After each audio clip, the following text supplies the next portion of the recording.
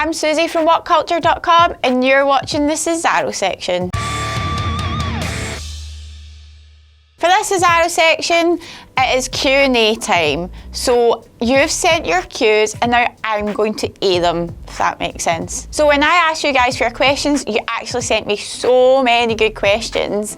So we've kind of tried to put lots of them together and we're going to try and fly through them and get as many questions done as we can, okay? So we'll start. Who would you like to be next WWE champion?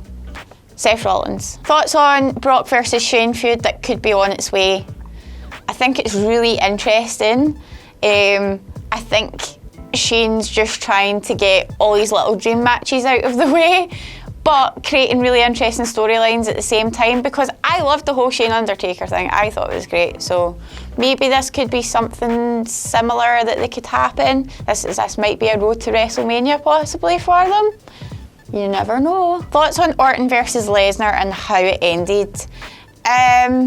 Yeah, I actually watched it today again for the first time since I watched it live at SummerSlam, and it was really interesting watching it again out of that sort of aspect of, oh my goodness, this is happening right now, blood. So it was sort of that way I kind of got a better perspective.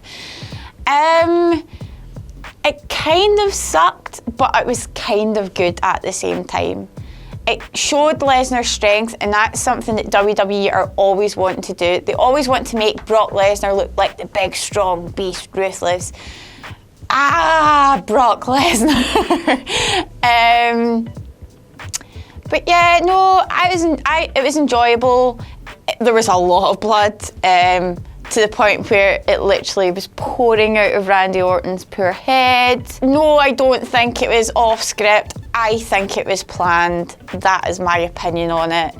And yeah, it happened. That's how I feel about it. What has been your favourite pay-per-view this year so far and why? That has to be Money in the Bank. I enjoyed that pay-per-view so much.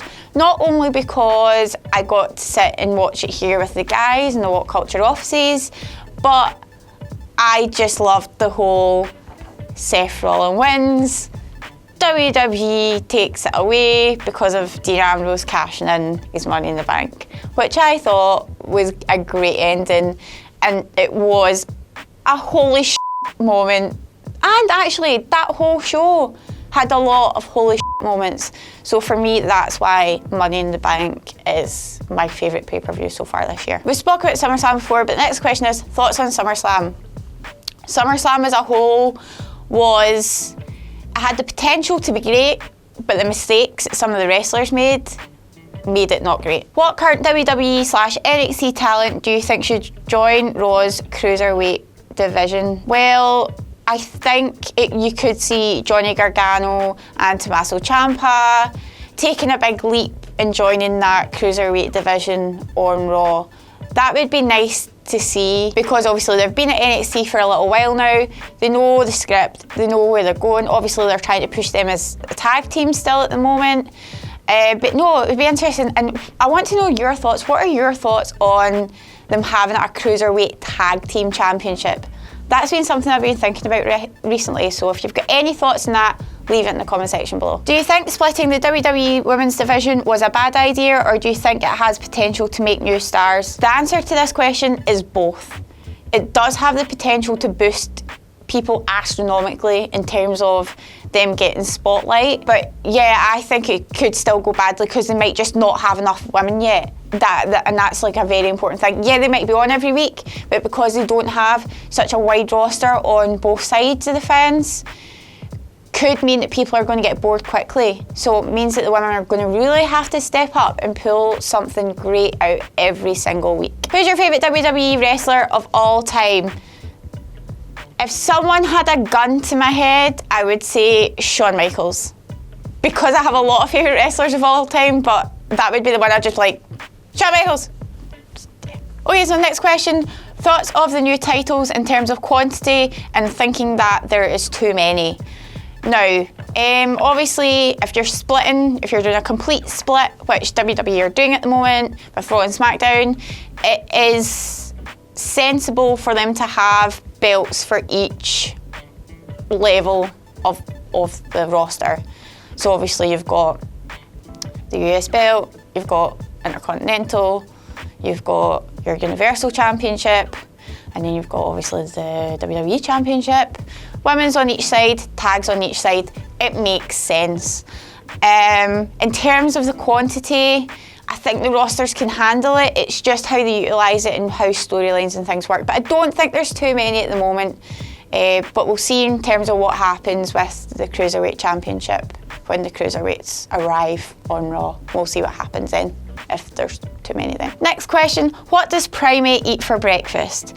Well, unfortunately he eats unappreciative fans. So for anyone at WCPW in the future, watch, because you might be Primate's breakfast the next day. In your opinion, is AJ Styles the best all-round wrestler in the WWE? Now, you've not stated whether all around in general or all around in the ring, because I've got two different answers to this. If it's all around in the ring, yes, AJ Styles is the best. If you're talking about all round in terms of gimmick, promos, everything else, it has to be Seth Rollins. That's just my opinion. Would you like a Club versus Shield angle in the future? Yes, yes, yes. Yes, yes, yes, yes, yes, yes, yes. Yes, yes, yes. That's all we've got time for right now, but make sure to stay tuned because there is a part 2 to this Q&A coming very, very soon. So watch out for that. Until then, I'm Suzie from WhatCulture.com and I'll see you soon.